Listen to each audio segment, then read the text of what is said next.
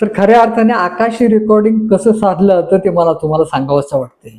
जे दूरगामचे ग्रह, तारे, नक्षत्र याचा जे ज्योतिषशास्त्रामध्ये विचार केलेला आहे, आपला पराक्रम, वैवाहिक जीवन, नाते, संबंध, प्रयत्न आणि व्यक्तिमत्व याचा खूप सारा प्रयत्न करून आपल्याला आढावा देण्याचा भाग ज्योतिषशास्त्र करत असतं. आणि दुसरा भाग म्हणजे जे बृहत तत्व आहे, मोठं असं जे काही आकाश तत्व आहे, त्या तत्वातून निर्माण झालेले इतर 4 पंचमहाभूत जे काय आहे आणि आपल्यामधील पंचमहाभूत याचा जो समन्वय घडून वास्तुशास्त्रामध्ये उहापोह केलेला आहे, अशा ज्योतिषशास्त्र आणि वास्तुशास्त्र अशाचा समन्वय करून आपल्याला काही ना काही उपाययोजना आपण नक्कीच करू शकतो.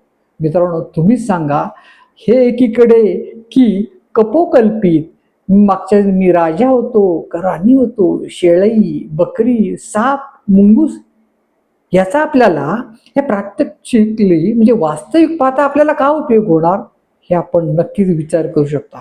म्हणून योगशास्त्रामध्ये वास्तू, ज्योतिष, आयुर्वेद, संगीत आणि योग याचा खऱ्या अर्थाने आपण अवलंब करून आपलं प्रारब्ध आपण सोवळं करू शकतो. जय गुरुदेव.